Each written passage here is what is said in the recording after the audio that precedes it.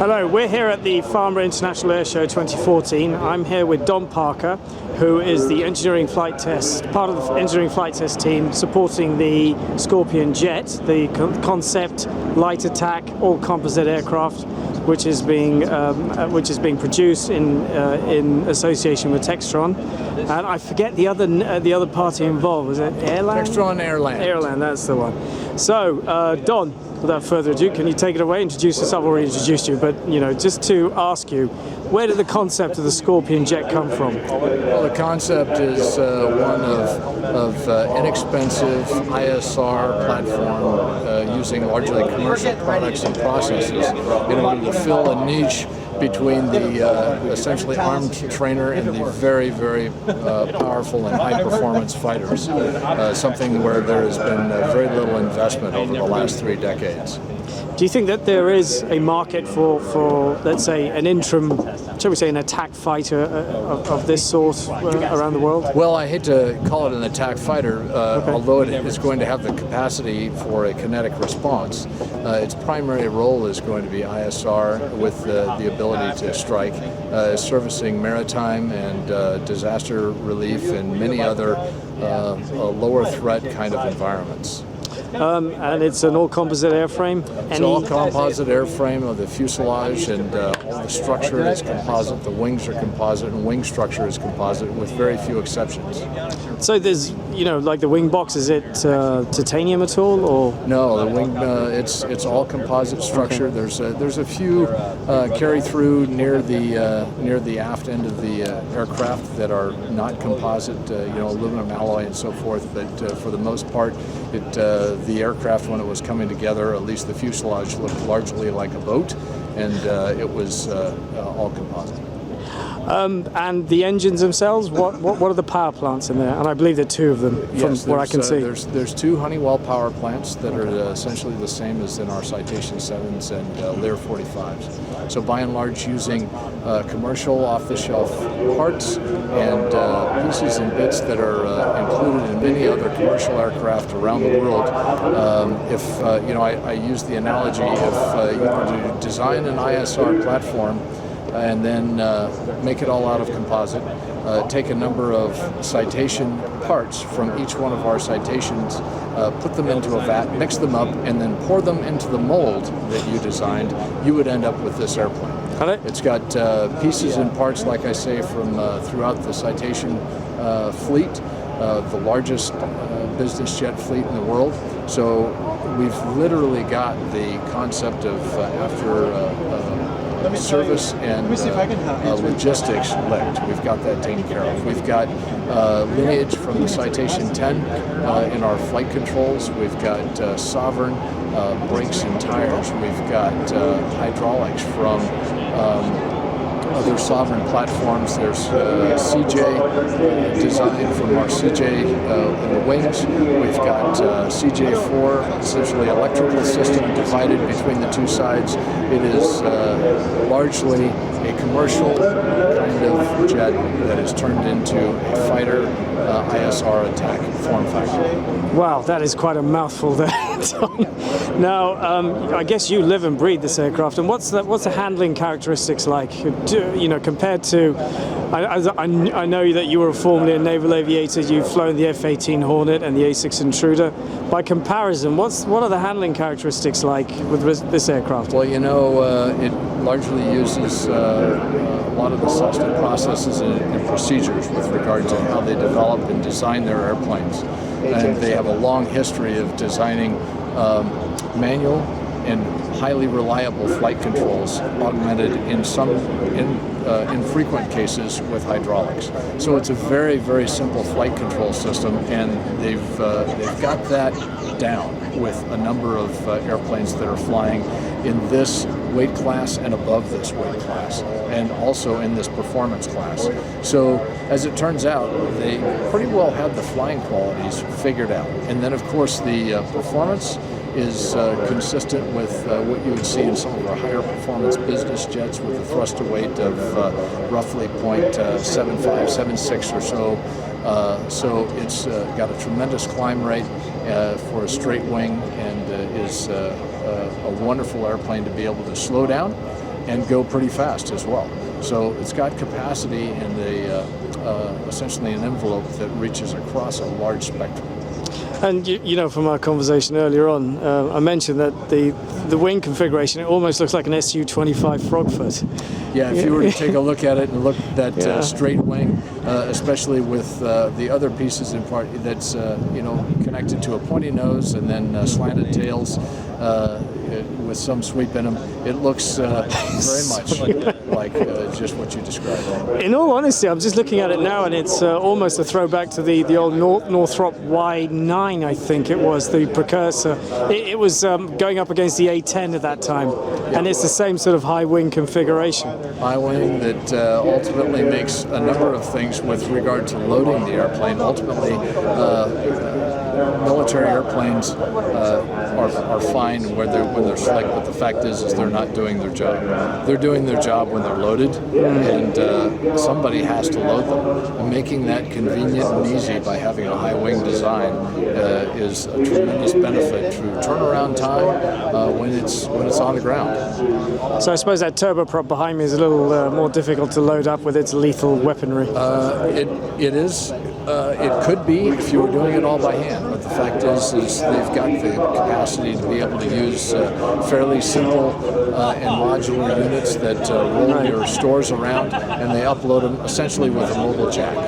Okay, so imagine you're flying this and you're looking for the bad guys down on the ground, and you get a call in to say, okay, we need some troops to be supported as such, and you fly it. Now, what's the survivability of this aircraft like? Does it have countermeasures on board at all?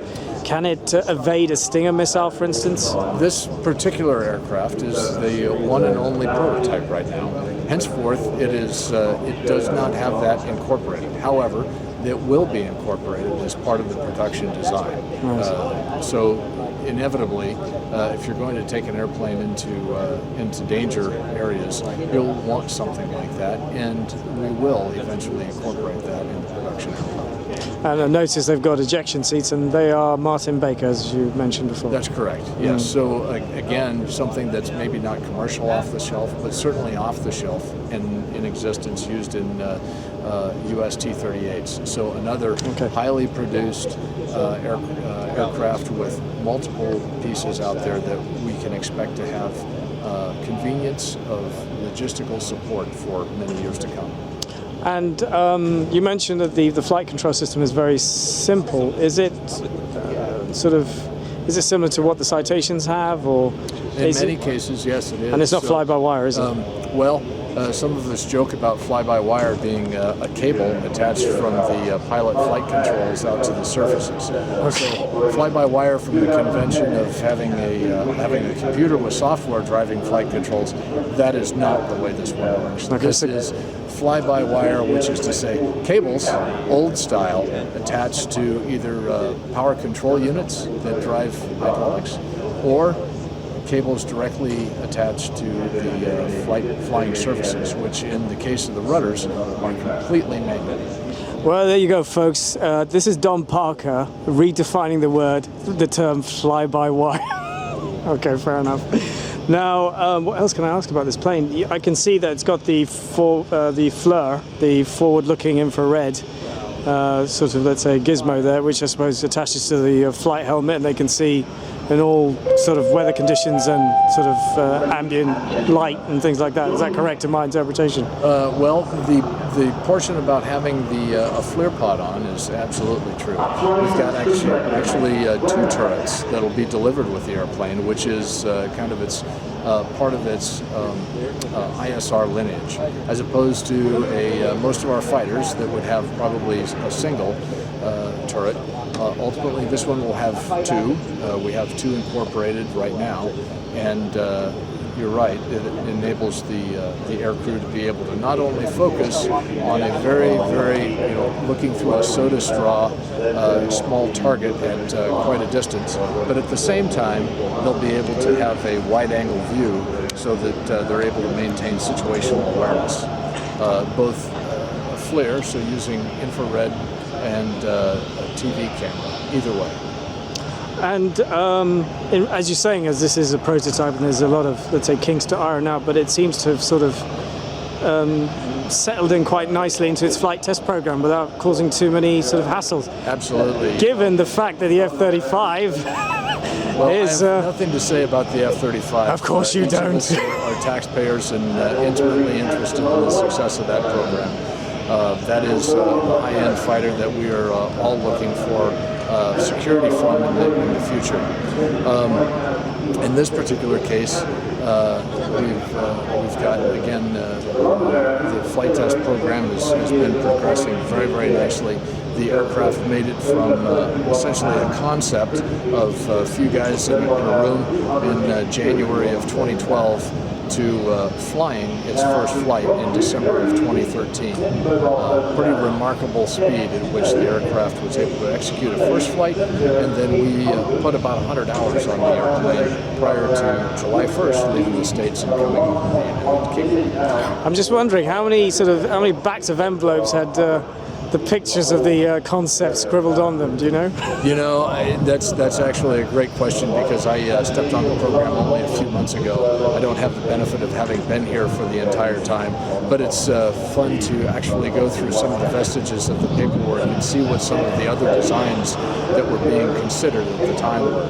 It's really kind of interesting to see the history of the program and how it got to the design that we selected. Yeah, I mean, looking at the airframe itself, to me, and as I mentioned to you earlier yesterday, it has a very Rutan kind of sort of lineage to it. I know it's nothing to do with it, but it seems to have some kind of influence from, you know, the Rutan designs. Yeah.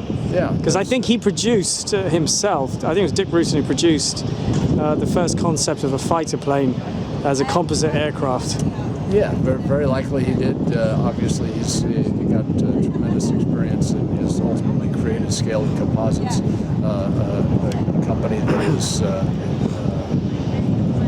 prides itself on its ability to very rapidly prototype units and bring them out and support, well, not necessarily support them, but demonstrate them very, very quickly.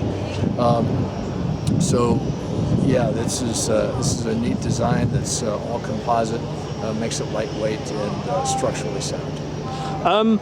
As you said, it's going back to the other question. You know, you mentioned it is a prototype. We know this. Do you think it could have an internal gun in there, like an M61, or is that too much to shake the airframe apart? Well, I suppose if a customer demanded that, I imagine an M61 might be a bit too much. But I think the primary mechanism for putting a gun on the airplane would be through a pod mounted on one of the wing stations. One of the keys of the airplane is it's actually built around a box, and one of the most important things any fighter can have, because they tend to gain weight over time by 10 to 15% of their weight by the time that they're finished with service, is empty space. They need empty space in order to put mission systems and growth. And this one has on the order of 83 cubic feet of empty space in a more than 8-foot box that sets in the fuselage. Right now, in this particular prototype, we have that filled with instrumentation, but that the production airplane will have the capacity of carrying about 3,000 pounds of whatever a customer may want in there. So the potential for upgrades are almost limitless then? Absolutely. Yeah, so we have ensured that we have built a modular truck that has the capacity of accepting multiple stores and systems that could be anything from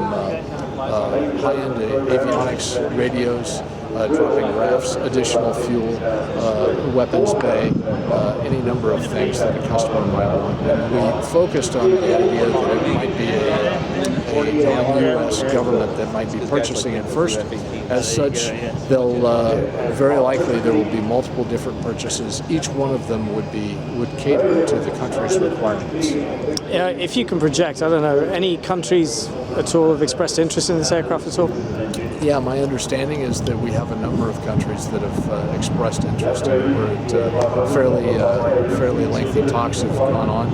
Not privy to exactly which ones, sure, but certainly there is a lot of interest in breaking the paradigm of traditional military aircraft expense and timelines in order to field them.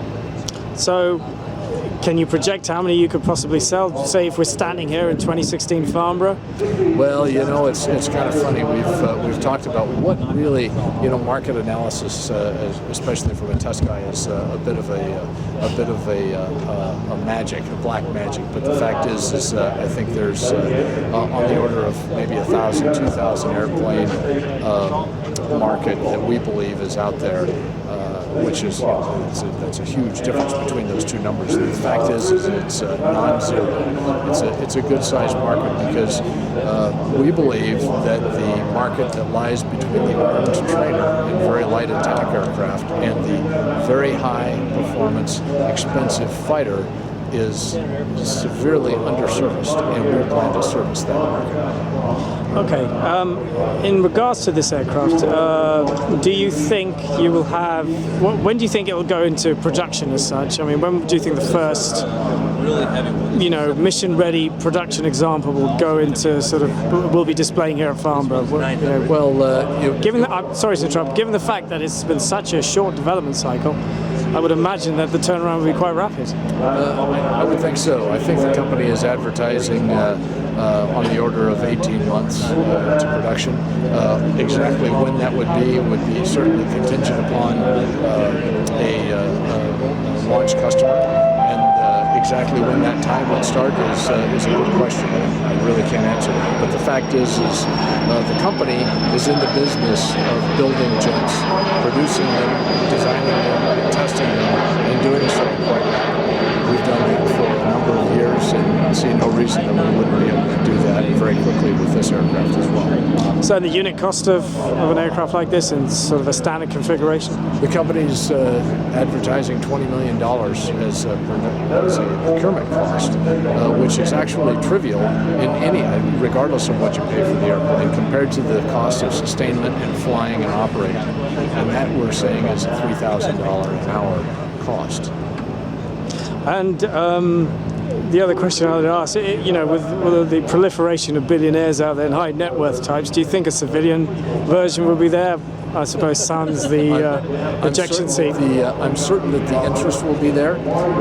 This is, I think, going to be much more a matter of whether we could be certified to sell something. So, absolutely, there will be an interest, and this is a matter of just how do you certify the airplane in order to be able to sell to a common civilian market. Do you take a check? I'm certain the company would happily take a check. Okay. So long as I just need to sell a few kidneys, that's all. Unfortunately, God only gave me 2, but there you go. Now, harking back to your history, you started off on the A6 Intruder. I did. Okay. And what aircraft carrier did you serve on? I have traps aboard multiple carriers, but I spent most of my time on the Lincoln.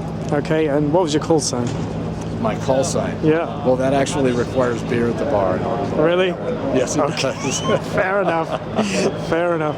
And you've flown the F-18 Hornet as well. Yes. And out of the two, which do you prefer, the F-18 or the A6 Intruder? Oh man, that's an extremely question. difficult. That's a difficult question because you really have to frame it in what is the mission. If I was doing a medium attack mission, I would take the Intruder. The ability to go downtown at the time. Obviously, the F-18 has had a number of upgrades and changes. With as much as 14,000 pounds of bombs and ordnance, was characteristic of the day, and it was a wonderful flying machine and had brilliant capacity. When you could carry 28 Mark 82s and strike with essentially impunity through a low level and stay airborne for very long periods and execute a deep strike mission, that was wonderful. When it comes to pure flying qualities and the ability to be a fighter aircraft, the ability to also be a light strike aircraft, F-18 wins hands down. So that's a difficult. That's kind of like saying, well, which would you prefer? Would you prefer driving a Maserati or a Aston Martin, a truck? Okay. A Kenworth truck. Well, the fact is if I was trying to haul something, I would prefer the truck. Fair enough. What's going back to the Scorpion? What's the reception been like by the media? Have they embraced it? Because I've seen, I actually follow you guys on Twitter. So I discovered you on Twitter myself, and I knew of the aircraft beforehand, but it wasn't such a high profile. You just kind of slipped in, I guess, from the point of view that it only took about 2 years for this thing to come from paper to actual flying prototype. So what's the reception been like here at Farnborough, and has it been really beneficial for you to be here, as well as the international tattoo, which happened a couple of weeks ago? Well, I think it has, and the reception has been tremendous. A lot of excitement and energy around the aircraft, and of course here in the UK, there's a lot of excitement just in general about aviation. Folks just love airplanes. So it's a wonderful reception, and it's been fantastic to be here. Well, I think, Don, you're probably hoarse in the mouth, and I'm shouting over this Eurocopter gunship thing flying around. I'd just like to say thank you very much indeed for giving some of your time and providing a very detailed synopsis of this fantastic jet. And may I sort of wish you the best in terms of its development. Thank you very much indeed. Thank you. Thank you.